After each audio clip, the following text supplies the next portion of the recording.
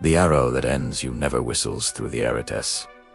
Always the hand, shaking yours, that S already dipped in poison. You'd feel a punch coming. You'd duck, you'd brace for impact. The battlefield is loud. You know the enemy because he's standing across the line. But you weren't on a battlefield, were you? You were laughing over wine. You were confessing your deepest ambition to someone who nodded supportively, and that is precisely why you're now staring at the wreckage. A stranger can't destroy you. A stranger doesn't know where you keep your fears, your secrets, or your keys. The only person who can truly ruin you is the one you let inside the gate. And when you look back, the shame burns worse than the loss. You realize the warnings were flashing red butts. You'd convinced yourself they were just part of the decor. You wanted to believe people are inherently good. You wanted to believe loyalty is the default setting. Machiavelli, watching friends betray each other in Renaissance Florence, would have called that belief a death sentence. He didn't write fairy tales. He wrote field manuals for reality. Men are ungrateful, deceptive, and driven by self. If you walk through life, assuming everyone shares your moral compass, you're not noble, you're a target with a welcome mat on your back. But what if you could spot the fracture in someone's character before the whole structure collapses? There are 3 distinct patterns, 3 cracks in the facade that reveal a person who will eventually trade your trust for their advantage. These aren't obvious villains. These are the charming ones, the quiet ones, the ones who seem almost too good to be true. Today, we dissect them. Before we name them, understand the faulty software in your own head. It's called the mirror trap. You're decent. You keep your word, so you assume everyone else operates on the same code. You project your own conscience onto them. Machiavelli warns that a man who tries to be good all the time will be crushed by the many who are you. Handing a map to your treasure to a pirate, assuming he's a fellow explorer because you wouldn't steal his. Most people treat trust like a philia, warm gut sensation that tells them someone is safe. That's prey behavior. Trust isn't a feeling, it's a risk assessment.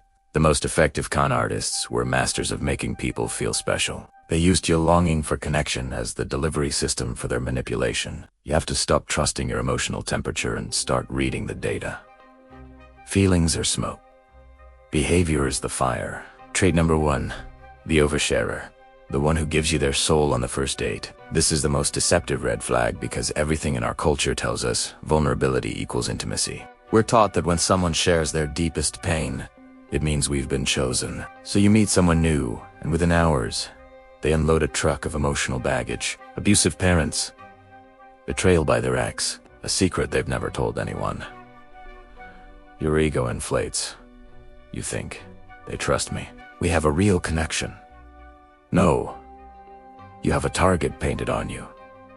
This isn't intimacy, it's a transaction.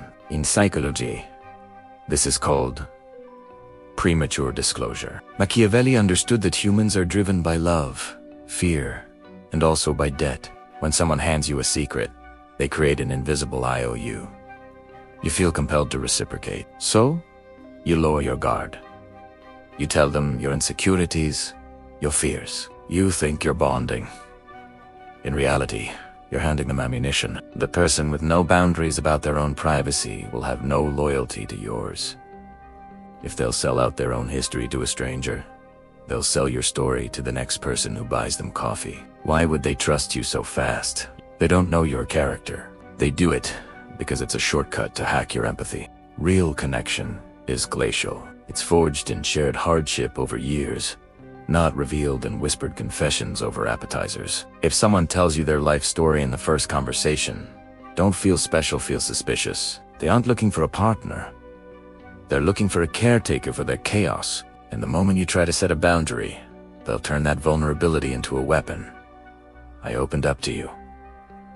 How can you be so cold? Suddenly, you're trapped by guilt. That guilt is the cage they started building the moment they told you their first sad story. Machiavelli's advice: listen, learn, but give nothing back. A secret offered too quickly isn't a gift. It's a hook, don't bite. Trust is not a feeling. Trust is a risk assessment. Trait number 2, the perpetual fence sitter. the one who refuses to take a side. I don't want to get involved. I see both sides. These phrases sound mature. They are the words of a coward who will eventually let you fall. In the Prince, Machiavelli dedicates a chapter to the folly of neutrality. When two forces clash, the neutral party ends up despised by the winner and hated by the loser. Because neutrality isn't a principled position, it's a bet placed on self-preservation. When someone stays neutral while you're being disrespected, they aren't being objective. They're calculating which way the wind blows. Someone wrongs you. A friend witnesses this. They know you're in the right, but they shrug and say, "I'm not picking sides. Understand this." Silence is a vote. By refusing to call out the disrespect, they endorse it. The fence-sitter values their social safety more than they value you. They want to be liked by everyone, which means they stand for nothing. If they won't defend you when you're clearly right, they will abandon you when you're vulnerable. This person isn't an open enemy. They're invisible. They don't push you into traffic. They step aside and watch the bus hit you. Then they show up with flowers saying, "I'm so sorry this happened." Machiavelli respected an outright enemy more than a neutral ally. An enemy declares their position. You can prepare for them. A neutral friend stands on sand. You build your foundation on them. And when the storm comes, you find yourself with nothing. Look around. Who always plays devil's advocate for the person who hurt you? Who says, maybe they didn't mean it, when the intent was clearly malicious? They aren't offering perspective. They're avoiding the cost of loyalty. Loyalty is expensive. If someone is terrified of making an enemy, they're not your friend, they're an audience member. Don't trust someone friendly with those who wish you harm. If they're breaking bread with the person trying to poison your well, they're handing them the cup. Cut the rope. You need allies willing to bleed beside you, not spectators eating popcorn while you fight for your life. Trait number 3. The virtue signaler. The one who constantly performs their own goodness. I'm an empath. I hate drama. I'm just brutally honest. The loudest announcements are often the biggest lies. In psychology, this is reaction formation. Someone projects the opposite of their true nature to hide from it. The person who declares their hatred for drama is frequently the epicenter of every storm. The person who insists they're brutally honest is usually preparing to be brutally deceptive. Machiavelli advised rulers that while possessing every virtue isn't necessary, appearing to possess them is essential. Everyone sees what you seem to be. Few perceive what you actually are. But the modern manipulator has also read the playbook. To hide their darker tendencies, they wear the mask of a saint. They don't just act good, they perform goodness. They loudly detail their charitable acts. They morally judge everyone else to position themselves as the group's conscience. This is camouflage. A genuinely good person doesn't need to broadcast their goodness. Integrity is quiet. It's demonstrated in small actions, not announced in capital letters. When someone is constantly selling you on their morality, check your wallet. This type is the most dangerous because they weaponize their supposed virtue. If you catch them in a lie, they'll flip the script. How dare you accuse me after all I have done for you? Their goodness becomes a shield you can't pierce. But watch for the disconnect. Watch how they treat the waiter versus how they treat you. Watch how they talk about their best friend the second that friend leaves the room. The mask always slips. Machiavelli knew the wolf doesn't announce dinner plans. The wolf wears the sheep's skin and waits for the shepherd to sleep. The moral performer is that skin. When someone tries too hard to convince you of their character, ask, what are they trying to make me look away from? Usually, it's a void where empathy should be. You've heard the 3 types: the premature confessor, the permanent neutral, and the moral performer. As you listened, faces probably floated into your mind, that tightness in your chest.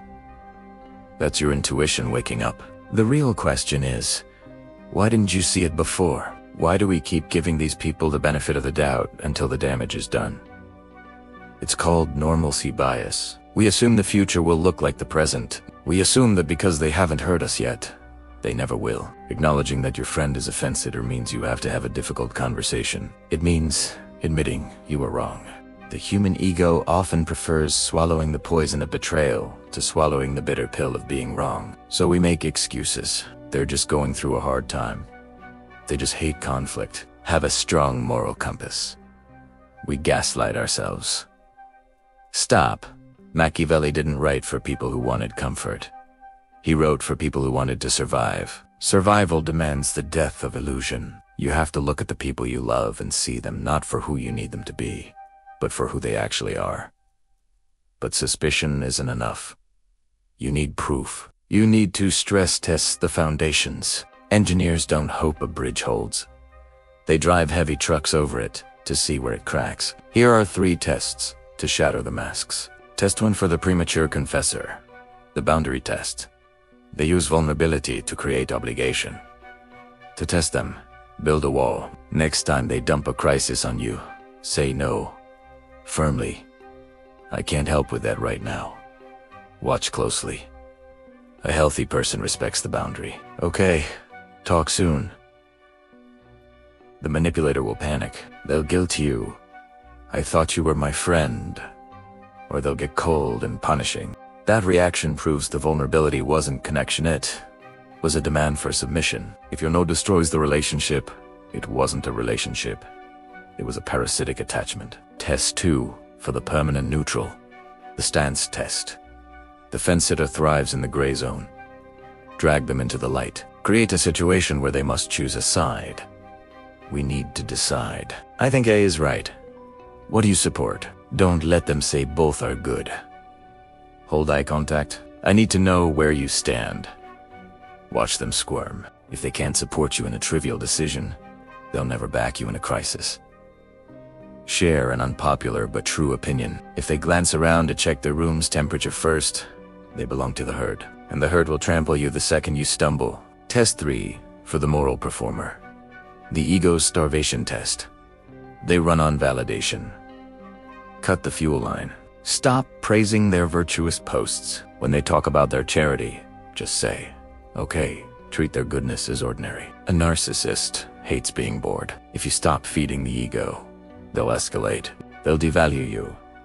You seem distant. They'll provoke a reaction. By starving their vanity, you'll force the monster out of the cave. You'll see the anger behind the smile. Now you know. The evidence is in there are people in your orbit who cannot be trusted. This realization brings grief. You might want to confront them. Don't. Machiavelli warned against useless displays of emotion. Do not create a scene. Do not announce your departure. Amateurs announce. Masters fade. Confronting a manipulator gives them one last stage. They'll cry, gaslight, and make you the villain. Deny them the microphone. Slowly withdraw your energy, become una bailable. The confessor will find a new ear. The neutral will find a new person to cling to. The performer will find a new audience. Let them. Your goal isn't to fix broken people. It's to secure your perimeter. You're building a life. You cannot have saboteurs inside the walls. Your circle must shrink in size, but grow in value. A table of 12 where half hold hidden knives. Isn't a feast, it's an ambush? A table of 2 where loyalty is absolute is an empire. So, do you trust no one? Do you become a paranoid hermit? No. That's fear wearing a mask of wisdom. Machiavelli didn't say, trust no one. He said, trust your ability to see reality. The goal isn't isolation, it's precision. Once you clear the weeds, you can appreciate the flowers. There are people with old-fashioned virtue. They speak little but act with consistency. They choose a side and stay there.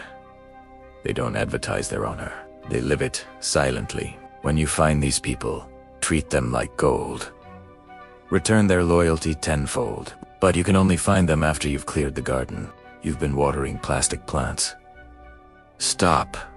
Reclaim your energy. When you stop needing everyone to like you, you can start being respected. When you stop fearing betrayal, you can build real alliances. The world is full of traps, but the most dangerous one is your own blindness. Open your eyes. Who's holding the knife behind their back? Who's hiding in the middle of the crowd? Who's wearing the mask of a saint? See them, acknowledge them, and then silently remove them. You cannot climb the mountain carrying dead weight. There's one last person to examine the hardest mirror. Look at yourself. Are you the confessor, using your pain to trap others? Are you the neutral, too afraid to stand up? Are you the performer, acting good instead of being real? Machiavelli wrote that it's a double pleasure to deceive the deceiver. Don't deceive yourself. If you demand loyalty, you must be loyal. If you want strength, you must be strong. Clean your own house first. The world doesn't reward the naive, it consumes them. It doesn't reward the paranoid, it ignores them. It rewards the perceptive. Be the one who sees. Be the one who knows. Be the one who cannot be taken by surprise. That is the ultimate power. Not controlling others, but seeing them so clearly they can never control you. Walk in silence. Watch the hands. Trust only what is proven. When you stop needing to be liked, you can finally start being respected. If this video shifted something in you, understand this is only what I can openly share. There are deeper layers, specific tactical knowledge that can't be discussed here without being suppressed. The algorithms hide the most potent information. If you've made it this far, you're not like the casual viewer. Subscribe to join this community at Winds of Thought. But if you want the uncensored hidden videos that dissect the darkest corners of human nature, click the join button and step inside. Most won't. That's exactly the point.